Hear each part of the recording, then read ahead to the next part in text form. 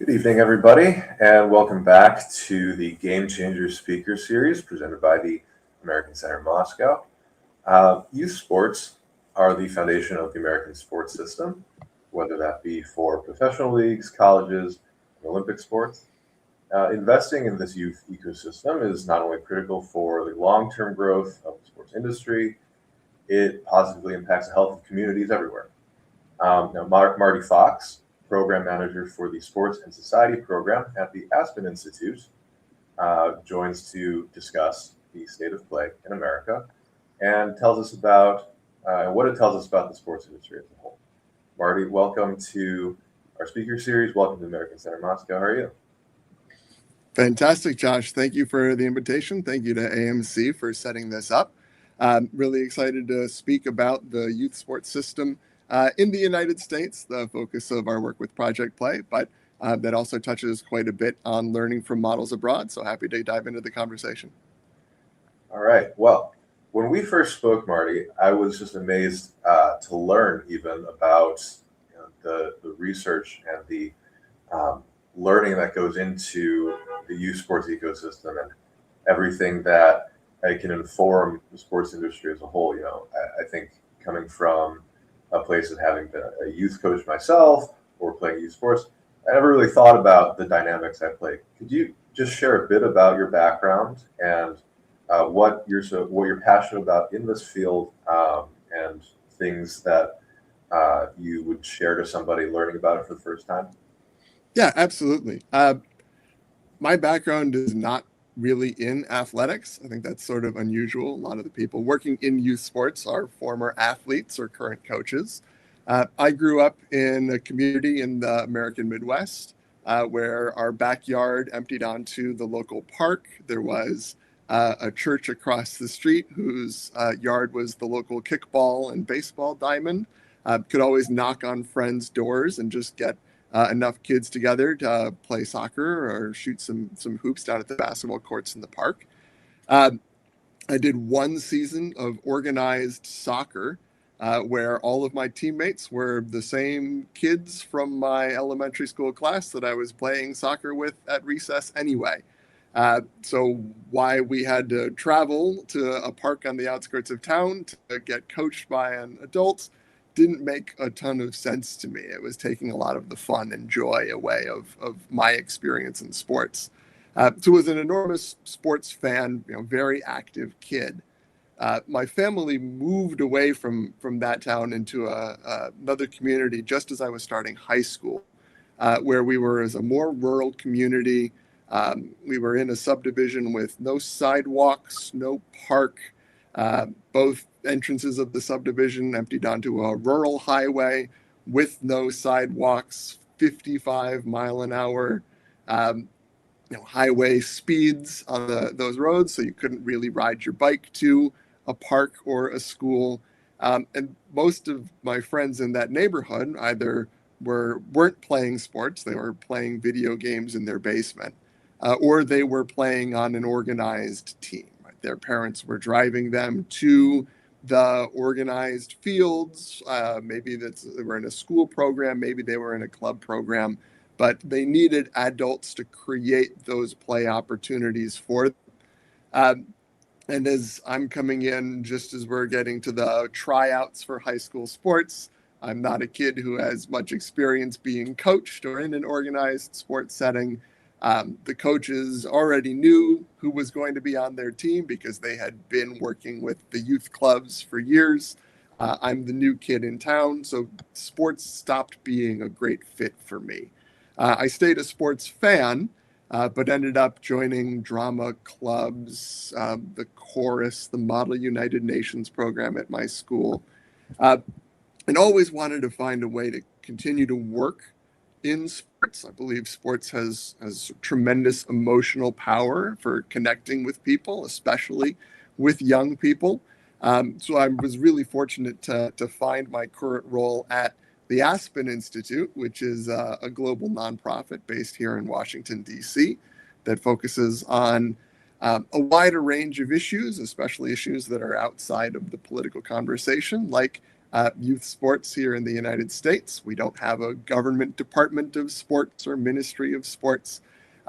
So we really are excited to get to work with a lot of those key stakeholders, the national governing bodies, the major brands and industries, on how we can put youth back at the center of youth sports and make sure that for every kid, a kid like me, that they still have that opportunity to play sports into adulthood.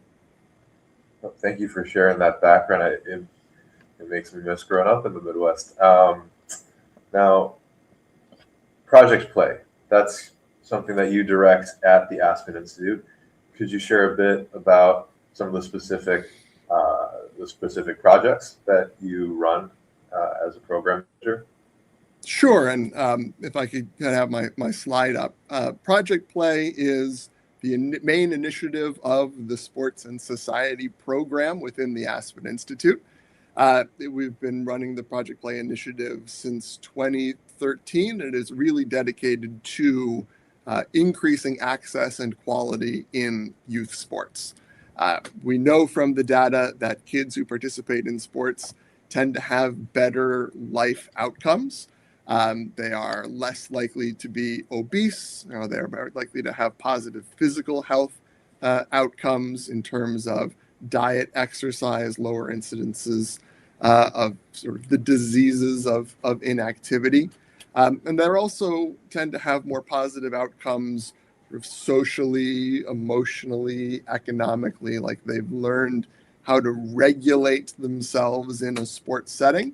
And it tends to lead to positive academic outcomes, positive life outcomes, higher earnings in the workforce. And then parents who were active as young people through sports are more likely to pass those traits on to their kids. So it really grows from a positive impact as a family into a positive impact as a community, right? Across a community where there is easy access to high quality sports programs. We see, again, those lower rates of obesity, lower rates of high blood pressure. We did some research about 5 years ago where we found that if we were able in the United States to raise youth sports participation from about 55% to 63%, which is a target from the United States Department of Health and Human Services, there would be savings across the U.S. economy of about $80 billion, primarily from those improved health outcomes. We're spending less on preventative care because the population is just more physically active. And then there's the economic benefits that because they are more physically active, they're healthier, that improves their productivity as workers. So the economy is just operating that little bit more efficiently because the workforce is more physically active. So what we have tried to do with Project Play, like I said, is work with the key stakeholders that intersect with sports. Either they are directly youth sports businesses or they are sports-related business that knows youth athletes are their future customers. So working with major apparel companies like Nike and Under Armour, media companies like ESPN, retailers like Dick's Sporting Goods, as well as the sports organizers themselves like Major League Baseball and the NBA, the U.S. Olympic Committee, to align a lot of their community efforts, their corporate social responsibility efforts, their corporate philanthropy around how are we creating more opportunities for kids to play and how are we making sure that those opportunities are high quality so it drives retention year over year and it creates these healthy physical habits so we can start to get these positive life outcomes. And then beyond those national partnerships, we also work in a broad array of local communities where we're going to work with a local stakeholder group of funders, local government, local parks and recreation, to identify what are the barriers to play in this specific community and how can this community's stakeholders address those more directly than a national stakeholder might be able to. So just today, we released our 17th community report called State of Soccer in New York City and Northern New Jersey, where we've worked with the women's professional football team, soccer football in New Jersey, and leading up to the World Cup final being held there, to identify what are the barriers that might be keeping kids from playing soccer in the outer boroughs of New York City and the New Jersey area. And then that is going to inform not only that team's community efforts, but also rallying local stakeholders to lower those barriers and give more kids access to soccer. That's just an incredible amount of different components and things that you're looking at in the project. I mean, I'm amazed at the long-term effects on things like education, property values, things that you wouldn't necessarily think of when you're just thinking about, like you said, a pickup game of soccer. Things that are so impacted by investments in community sport. Could you share a bit about what the current landscape of youth sports is in America today? I know you mentioned some targets, the 63% number, this new report you've put out. What are some details about the youth landscape and maybe a bit of its history? Sure. So, like I said, there are currently about 55% of kids participating in sports, participating in this case being defined as playing on a team or taking lessons after school or on weekends. And there is a national target set by the Department of Health and Human Services to raise that to 63%. HHS sets these goals every decade called the Healthy People Goals. So we're currently looking at the Healthy People Goals for 2030 to increase youth sports participation. And that represents in real terms a difference of about 3.5 to 4 million kids. Sort of depends on population growth rates between now and the end of the decade, but that's the gap that we're looking at. And in general, youth sports participation trends are fairly flat. And this has been true since the federal government started collecting this data in 2016. But if you look beyond that, even to private sector data that's collected by the Sports and Fitness Industry Association, it is sort of between 50 and 65%, depending on how you phrase the question and how you measure. But when you really drill down into that data, you'll see that it is very much skewed by household income and all of the different factors that tend to be correlated with household income. So higher income families participate at a much higher rate. They're already participating well above 63%. And then lower income households are participating below 50%. And I think some of the below the federal poverty level, it's almost below 30%. And then you'll also see, for example, households where English is not the primary spoken language tend to participate at a lower level than households that are primarily English speaking. So I would say in general, we're starting to see stratification between the haves and the have-nots within youth sports. Those that are the haves, right, the families that can afford youth sports, are in sort of an arms race, right? They are competing for a limited number of college scholarships or professional roster spots. So we're seeing those families are investing more and more in private training, investing in joining elite teams, traveling farther and farther from home to face elite level competition, travel farther to get in front of college recruiters and professional scouts. And some families are afraid, like they recognize that they're on a treadmill, and some of them are spending more than $1,000 in some cases for some sports, more than $10,000 a year to support their kids' youth sports journey. But they're afraid at this point to stop because they've invested a lot in the experience. It's a big part of their kids' identity.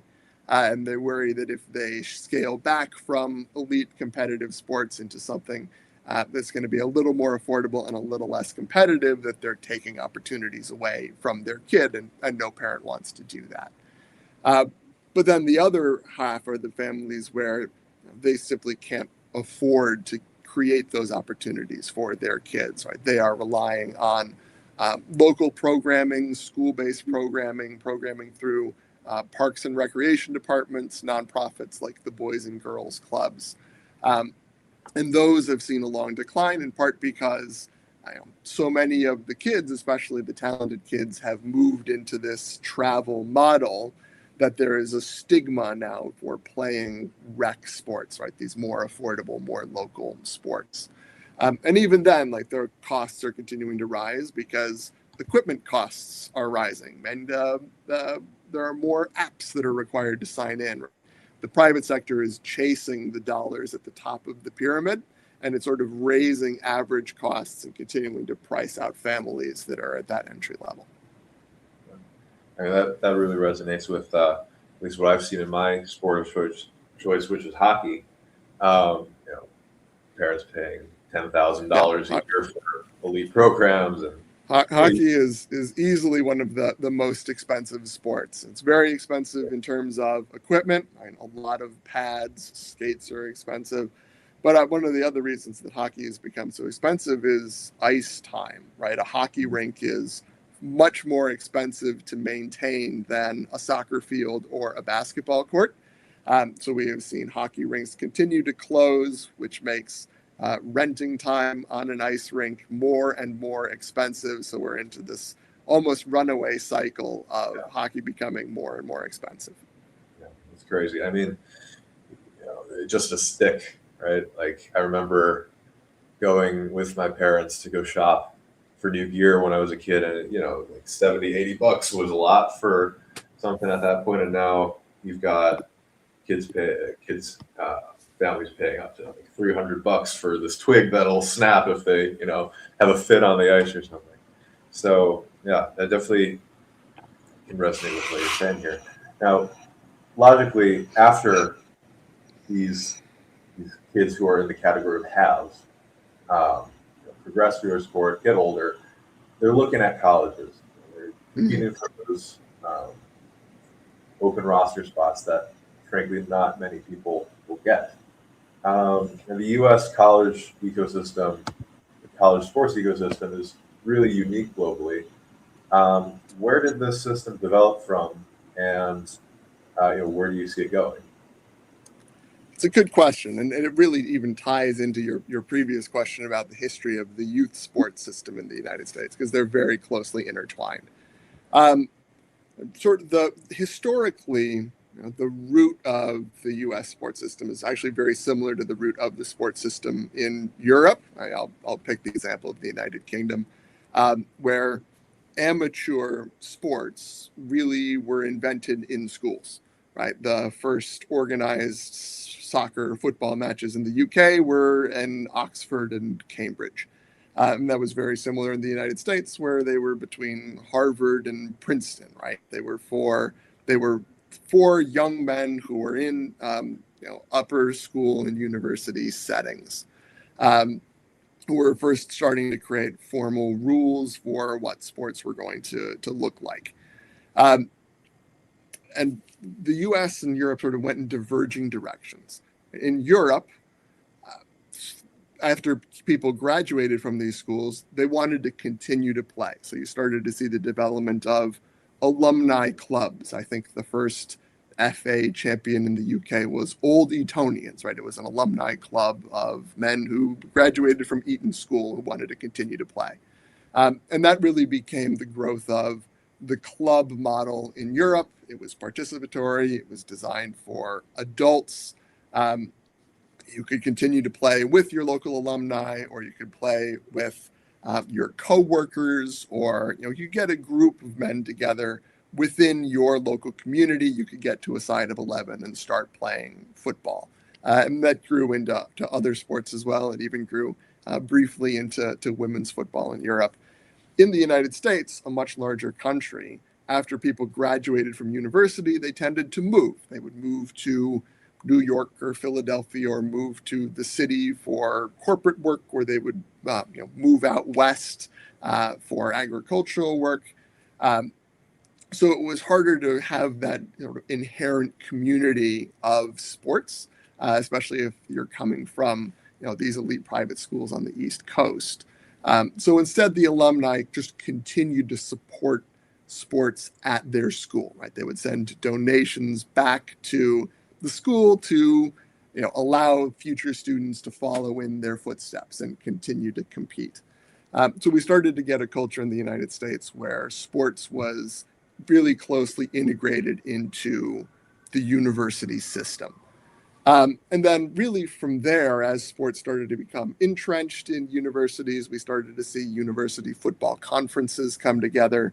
Um, American high schools, which were a relatively new invention at the time, right? We were in the era when public schools were just starting to be invented as a concept. The idea that all children should have some sort of education and access to some sort of education. So high schools were being developed in the model of universities. Right? They were learning from the universities and what should a high school curriculum look like. So they also included physical education and sports. So we started to have high school sports programs and teenagers age 15 to 18 competing against other high schools, and in some cases even competing against their local university teams and clubs. And from there, it really trickled down. The first elementary school system to add sports to their program was New York City. I forget the dates exactly. I want to say it was sometime in the 1920s, about 100 years ago, that the New York City Public Schools Athletic League was invented. It's around the same time that we see the growth of Boys and Girls Clubs, YMCAs, Little League Baseball, Pop Warner Football. So there was this inherent link between education and athletics in the United States, right? This idea that that schools should be developing you physically as well as mentally. And then because there was this idea, this cultural idea that sports in schools were a rite of passage, about 50 years ago, we passed Title IX that says you can't discriminate by gender or sex in schools, which led to the explosion of school-based sports for women and girls. Any school that receives federal funds must distribute it equally to men's and women's programs. That's universities. That's also true of public schools and high schools.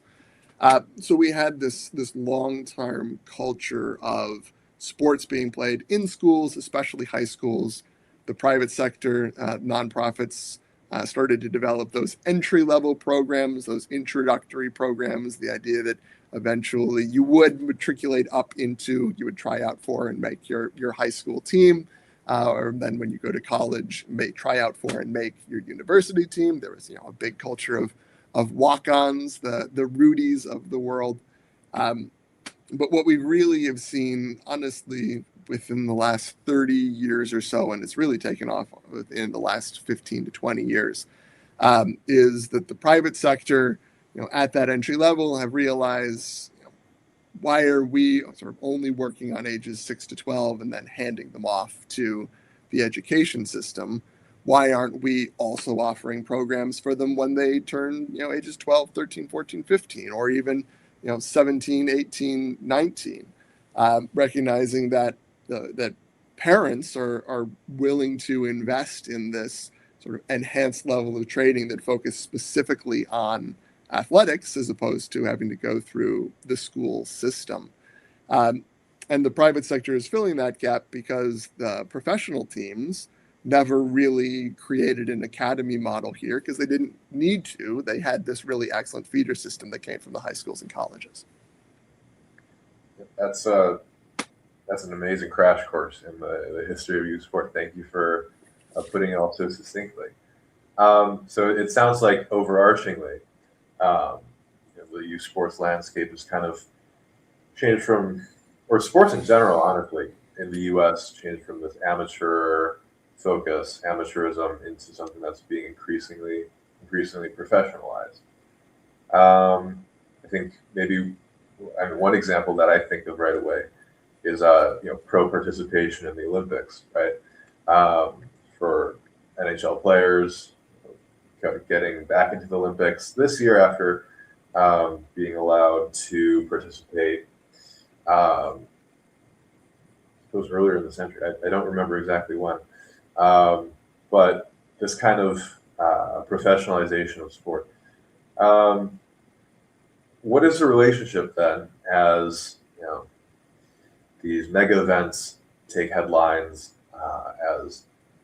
as kids, when they grow up, they're increasingly focused on performing for, say, NCAA teams or trying to become pros themselves.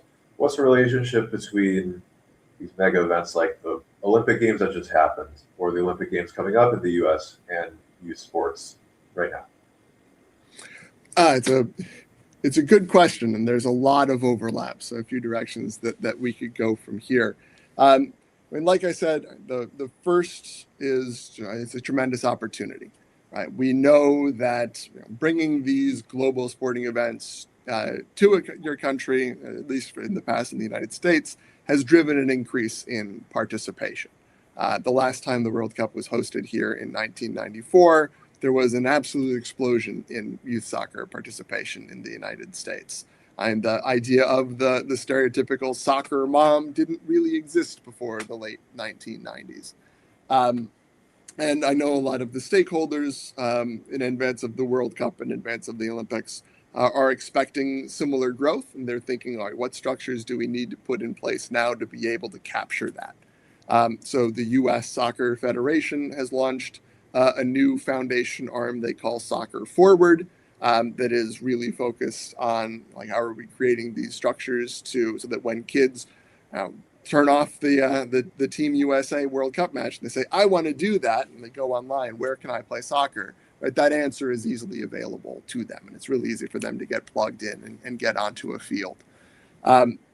Similarly, for the Olympic Games, the LA organizing committee are making a big investment into youth sports programs in LA and throughout California, recognizing that there's expecting this big rush of new participation, and they want to be able to make sure that they're not missing kids because they want to play and there's no opportunities for them to play at a price that works for their family.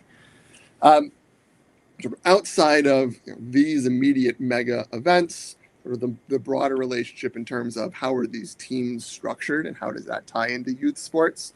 In the United States, our Olympic Committee is unique for a few reasons. Like I said, we don't have a department or ministry of sports in the United States, which means that our Olympic Committee receives no government funding. Right? There is no government office that exists really to support our Olympic and Paralympic athletes. That being said, Congress has essentially declared the Olympic and Paralympic Committee the oversight body for amateur sports.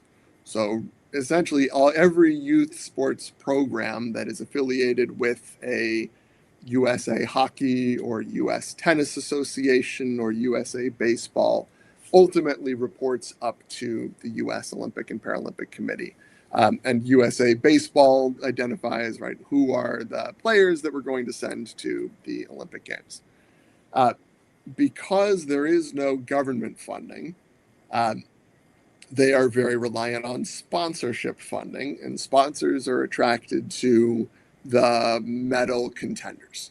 Right? So if you're watching an Olympic broadcast in the United States, they very much focus on these are the medal contenders. These are the great hopes for the United States in whatever sport you're going to be watching. And it's because they know that that's what sponsors are really interested in having their brand attached to. It also means that because sponsors are less interested in having their brand attached to the developmental entry-level programs, like they see those more as philanthropic community investments as opposed to real marketing and communications opportunities for the brand. USOPC has to focus on how are we supporting the elite performance, right? Those high-level performance opportunities. They invest in national training centers. Many of the large NGBs invest in national training centers. U.S. Soccer is about to open their new national training center in Atlanta here in the next couple of weeks. So while they are in theory responsible for developing grassroots and youth sports, because they have to focus so much on the elite performance, again, it just leaves that space in the market for the private sector to come in and fill. And that's when we start to see that stratification in terms of what is accessible to who. Well, that's a really interesting answer. And just to follow up on the point, having myself spoken to a few people involved in organizing NGBs and USOPC, I'm interested in your opinion about just whether government funding should be brought to the USOPC, or if so, what would that best look like? I've heard from some people that they don't want it at all. Some people think it can help, but in certain ways. What do you think, Marty? It is, I'll say, it is a challenging question, sort of in part because, like I said, we don't necessarily have the other structures within our government that are designed to support that. USOPC, I'm not going to put words in their mouth. I would imagine that they would be happy to find additional funding as long as it doesn't come with too many additional strings. But for example, the U.S. Center for Safe Sport, which was created about sort of 10 years ago in response to a number of issues relating to abuse in national governing body affiliated sports programs, sort of most prominently in gymnastics, doesn't get funding from the federal government. The federal government passed a law that said this organization needs to exist and U.S. Olympic Committee should pay for it, right? So it is now coming out of USOPC's budget, which is coming into USOPC from the sponsors. So from all this, looks like we're getting quite a few questions from the audience. We'll get to those questions in a second, but I just want to touch back on the state of play report that you might have mentioned earlier. In 2025, I believe Aspen identified 10 trends to watch out for in youth sports. Where are we at in 2026? What are some of those trends? How have those progressed? Yeah. As a program, every year we produce a report that we call State of Play, which refreshes the national participation data, identifies who is playing, who isn't, and we also identify these are the 10 trends that we have seen emerge in the past year, or we expect to continue to emerge in the next year, that are going to change the landscape, that have a potential to meaningfully raise or lower participation. Some of the ones that we identified in 2025 were name, image, and likeness rules, right? There's that policy at the NCAA level that athletes can profit from selling their name, image, and likeness, and it allows them to be compensated without legally being employees and being paid by their universities. It is, I don't think, a system that anybody is satisfied with. We have seen a number of conversations, and we're expecting some executive orders relating to it. We'll see how enforceable those end up being and what the NCAA is able to do about it in return.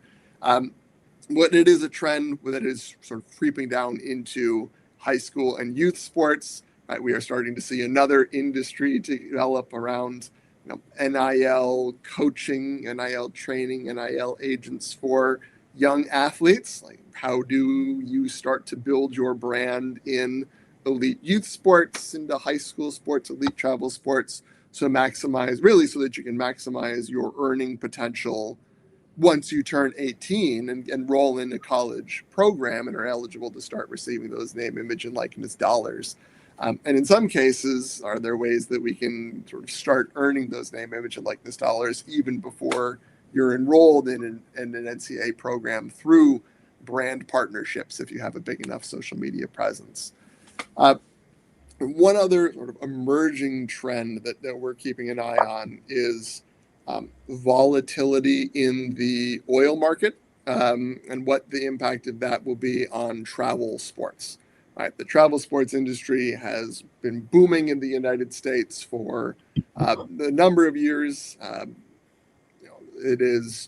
Families are traveling farther and farther afield. There are lots of sort of ancillary industries that are growing up around it. There's a youth sports hotel business There's youth sports catering industries, right? There's a big push within communities to build these youth sports travel hosting sites, especially rural communities where there's a lot of, you know, land around that might be generally agricultural land, and they realize, hey, if we turn these cornfields into baseball fields, and we're going to have much more economic yield out of this land, and it's going to drive local economic activity from visitors, from hotels, from tax revenues.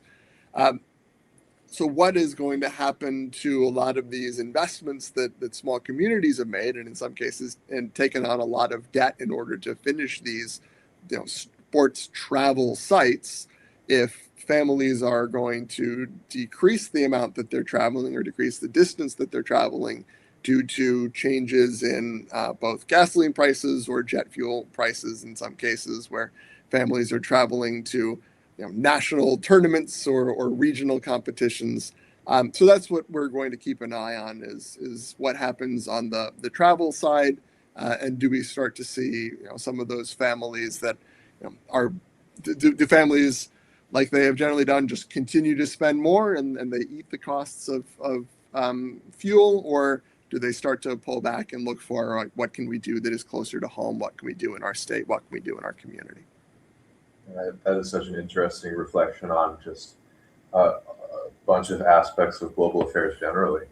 I appreciate you sharing that perspective on, especially on how it seems like youth sports kind of is this sort of microcosm of what America's priorities are and where America stands in the world. I'm sure that is part of the continuing momentum for all these reports you guys are putting out and increased attention you're receiving. So going into some audience questions, I'll try to group some of these together. So we'll answer these three first. What age is most critical for introducing kids to sports? What role does competition play in early development? And how do you reduce burnout for young athletes? Yeah, good questions, and I think related questions. I would say sort of the general rule of thumb is, like, it's hard to say your kid should be in sports by this age. Um, but I think what's important is that you're putting your kids in a program that are really intentional about their developmental strategy.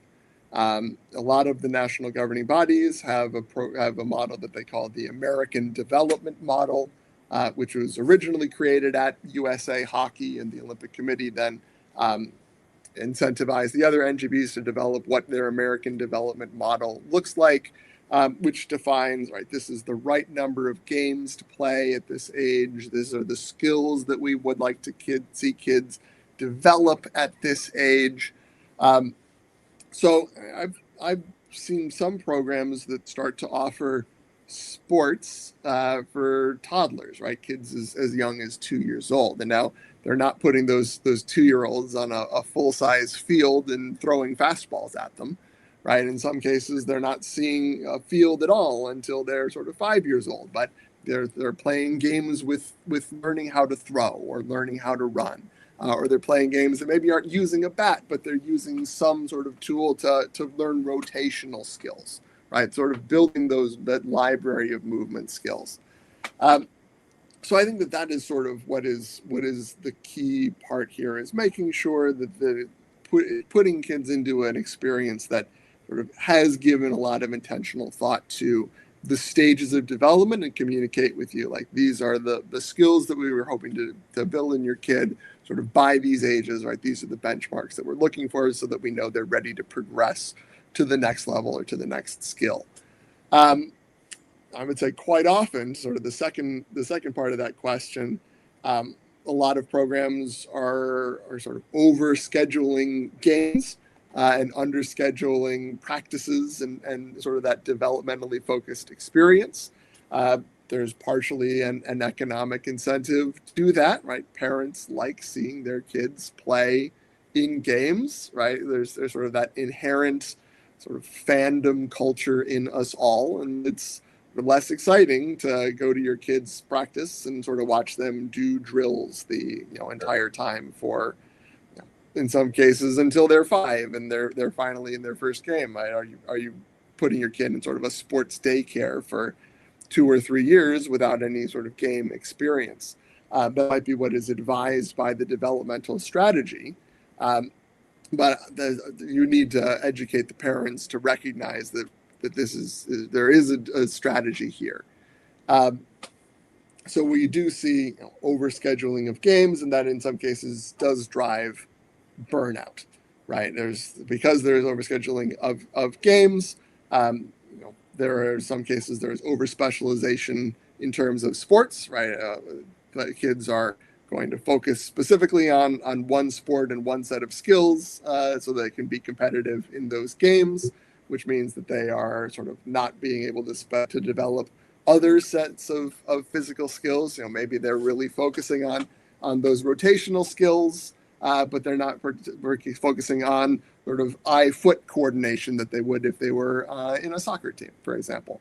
So they're not having a sort of wide library of physical literacy. So really, I think one of the ways to reduce burnout, right, is to understand the program's development strategy, and I sort of ask them, like, how does this tie into game time, right? How much competitive time is my kid going to have? But also, like, how much are we really going to be focusing on sort of building that library of competitive skills? And I think in the American development model, that is largely the question they encourage you to ask up until like the age of 12 to 14, right? That's sort of when they say, all right, you can start being a little bit more focused on who wins and loses. Really, before then, even games are not really focused on who wins and loses. It is just a different setting for practicing those sets of physical skills. Yeah, I think that's a great summary. Now, following up on this idea of burnout, I think one question I have is, as you're measuring these trends in terms of how long kids are participating in sports, what is your process for evaluating when a kid quits a sport, for example? And off of that, is that something that we should be trying to prevent, or is that just a natural part of a kid growing up? Like, what is the thought process around somebody pausing or stopping participation in the sport? It's a good question, and I'll say that there is a conversation happening sort of among youth sports researchers about this idea of quitting. There is a statistic that is very commonly quoted, this idea that 70% of kids drop out of sports by the age of 13. That is a very old stat. It's probably older than I am, so the context around it has kind of been lost. If you stop and think about it, it doesn't make a ton of sense. Like I said earlier, about 55% of kids are participating in sports according to the federal government, and that includes, in high school, as if we break it down to just sort of those ages 13 to 17, where it's a more school-based youth sports experience. It still is higher than 30%. It's closer to that 55% national average. So there is that conversation of, well, what do we mean when we say quit sports or drop out of sports? Right? Do we mean sort of quit cold turkey, like they say, I'm not going to be active anymore. I'm just going to sit on my iPad and play Roblox? Or do we mean like I'm going to quit t-ball and basketball because I really want to focus on swimming? Right. In that case, it's like that if you look at the numbers for basketball and volleyball, they've both gone down by 1, but that kid is still playing a sport. They've just specialized on one sport in particular. So there is sort of that challenge in terms of understanding attrition rates in youth sports. And attrition is important, right? We are thinking for that national target of how are we sort of reaching that 4 million growth. Right? It certainly gets a lot more challenging if we're also needing to overcome the attrition of kids dropping out. Right? We need to engage. We need to have more growth to overcome the attrition if we're trying to hit that national target. It's certainly a lot easier to get a kid who's currently playing to continue playing than it is to convince a kid who's not playing to get into the game. We did a survey last fall, which is not published yet. We are going to be publishing it here at the end of the month, of sort of youth, both youth who are currently playing and youth who identified as former athletes. And we asked those former athletes, ages 10 to 17, how old were you when you stopped playing? And the average age they gave was about 13. It was, if we do the math, that was like 12.93 years old. So we can say kids who do quit sports sort of tend to do it around that age, which to some extent makes sense. That's the transition inflection point from recreational or nonprofit or for-profit out of school experiences to school-based experiences, right? You're starting to go into school teams that are competitive and have limited roster spots. But sort of what that necessarily means is tricky, right? And that we haven't had the authoritative longitudinal study that tracks a single cohort of kids from ages 0 to 18 to see when they start playing sports and when they stop. Sort of need to estimate. But we do know, and I would say in general, all of the numbers and the different methodologies and ways people ask this question do tend to identify that sort of age 12, 13 range as, right, that critical time when you are shifting from recreational into competitive, that kids are deciding whether or not they identify as an athlete, right? Whether that is going to be a part of their identity, which is both a good and bad thing. I mean, to the graphics that I showed earlier, there are benefits from being physically active for life. Like I said, active parents are more likely to raise active kids. But if they're sort of dropping out at age 13, right, we have this sort of gulf, the sort of hurdle where if they are going to become active as adults, they'll need to make that decision to re-engage, maybe in a college club or intramural team, maybe in adulthood they take up running or some other sort of lifelong fitness sport that is not something they were exposed to as a kid. So there is that challenge of how are we sort of covering that gap, especially sort of where rec sports ends, right? How do we keep that pathway alive through the high school age groups so that it's an easier transition once they make it to college or graduate from college to continuing to be physically active, even if they're not on a competitive track and they don't identify as athletes. That's great. This idea of picking something back up or having kids do multiple sports, it's always something that I can't. That's something I can't imagine is very easy to track. But it sounds like you guys are doing a good job of it. I guess that goes into our next question, which is about the importance of, well, how important is it for kids to play multiple sports when they grow up? Is it something where, as things become more competitive in a sport, kids should be focusing more on one, or should they be trying to do as many as they can before they have to choose something?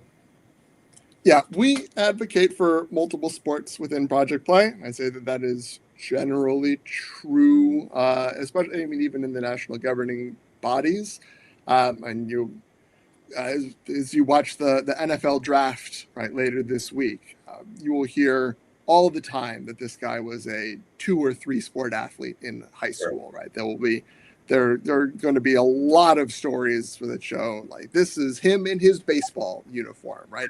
Because they're developing this sort of library of physical skills so that they have this sort of established sort of identity as an athlete, like this broad library of movement skills, as opposed to having this sort of smaller library that is focused on specifically a set of skills that are related to a particular sport or even a particular position right within that sport. If you look at baseball, between pitching and offensive sort of outfield players. We recognize that sort of having that broad variety of skills tends to be valuable later in life, right? In terms of sort of aging and physical wear and tear on the body.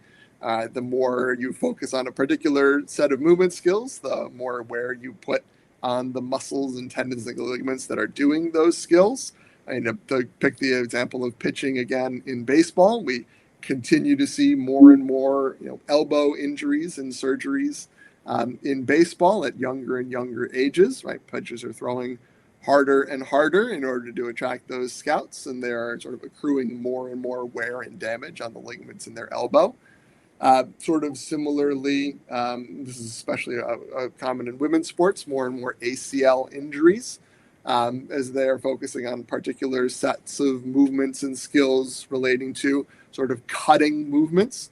They're putting more strain on the ligaments of their knee, and we're seeing more sort of knee ligament tears and injuries. So there is sort of that value physically in terms of having that broad library of skills. And then sort of socially and emotionally, right? There is value in participating on multiple different teams, right? You have different friend groups, you're in different settings. Maybe in one sport, you're the best player on that team. On another sport, you're just learning. So you're in sort of a different set of challenges mentally, and you're developing a different set of mental skills. So yeah, in general, we do promote multi-sport play. And like that being said, and like I said, in the American development model, there usually is a point where they say, it is okay to specialize if you think your kid has the talent to make that elite, sort of international or NCAA sort of Division I track. And it depends on the sport, but it sort of tends to kick in sort of around age 12, 13, 14. That's a serious conversation to have with your kid. Recognize that you are at the point where sports is becoming a job, right? Do you really want to focus on this as a potential career? And for many kids, the answer is yes. That's a conversation to have with your kid. But really before that point, before you think your kid might be sort of mentally mature enough to have that conversation, we think it's better to allow them to play multiple sports. Sure. That's great advice. And it reminds me of in the past when I've coached hockey, doing clinics throughout the week, I would see some of the same kids like 4 or 5 times. Like, man, what more are you getting out of this? I feel like, especially during those like holiday seasons when you pack in some of these clinic sessions, like I feel like you should be out throwing snowballs. But it seems to be the trend with that age group that you're talking about. Time for a couple more, and then we'll wrap things up. Could you maybe explain a bit about the impact of technology, things like artificial intelligence, the rise of that impacting the landscape of youth sports? Yeah, there's a few ways that sort of the rise of AI and technology are changing the landscape. And sort of the first thing is, as part of that broader professionalization trend, there are certainly more tools that are emerging into the marketplace that are designed to help scheduling or help training or help scouting, right? Sort of making things that used to be sort of communicated person to person or in books, like now there is much more accessible information on your phone, right? If you are interested in a particular drill, you can set up a virtual coach and set your phone down, and then you can sort of do a self-directed practice. Right? There are lots of these sort of ways that we're seeing AI supporting the actual delivery of sports and sports education. I would say sort of the outside trend where it's a trend to watch like what the impact of AI is on sports. I would say is the impact of AI on education. Right. Right now, school-based sports are very much designed that there is a small amount of time of recess, there is a small amount of time of PE, there is sort of a lot of classroom time during the school day, and then after school is when sports happens. But as sort of the presence of AI maybe changes the pattern of a school day, right? Maybe we decide that we need less classroom time, or we need to sort of break up when the classroom time is, which time of the day. Like, does that create sort of more space, more time for sort of the extracurricular activities that are not entirely, that are not confined to a classroom? And does that create more opportunities, in the school day for kids to be physically active and to try sports and participate in sports programs? And then what is, if that is the new sort of demand center is coming out of schools, right? How are third-party programmers, private sector programmers, sort of adjusting to meeting kids where they are if it is now happening at schools during the school day as opposed to after school? Gotcha. Okay, we'll end with this last question. What keeps you motivated in this field? What is one thing that inspires you to continue pushing forward? Yeah, I feel so fortunate to be able to do the work that we're doing sort of at the Aspen Institute, where we get to be, in some cases, that connective tissue between sort of the different sectors and different stakeholders that are operating in this space. It's a very decentralized system. There's a big nonprofit sector. There's a big for-profit sector. There is a small government sector. We're so fortunate to be able to sort of make these connections. And what's really rewarding for me is, when I hear of, if we hear about a really innovative, maybe grassroots club in northern New Jersey that has put in place this policy that has really seen explosive growth in their youth soccer program. They've grown hundreds of % within the last couple of seasons. If we can say, this is an innovative model, how can we help you tell this story? And then we can elevate it in our reporting. We can elevate it in our conferences. We can bring it to the attention of the national stakeholders, the United States Soccer Federation, some of them big sponsors, and say, like, how can we turn this from just one sort of small point of light into an idea that reverberates across the entire industry? And when we're able to do that and start to see those echoes put in place in other clubs and other partnerships around the country, that's really what inspires us to keep doing what we're doing, to be able to support, to be able to find these connections, sort of elevate these ideas that are going to create more opportunities and higher quality opportunities for kids. Well, Marty, this has been a fascinating discussion. Thank you so much for your time. I know we've gone a little over, so thank you for your flexibility. I know I've learned a lot, and to our audience, hope you have learned just as much. For future upcoming events, we've got on Monday, May 18th, the next installation of our FIFA World Cup speaker series. We'll be joined by Matt Lashkowski, who will speak about recruiting in the U.S. And how that plays into the soccer landscape here. And then following that, on Tuesday, May 19th, also at 7 Moscow time, we'll have our next installation of the Game Changer speaker series, where we'll be joined by Brian Hainline, former president of the USTA and current chief medical officer for the NCAA. For Marty, I'm Josh.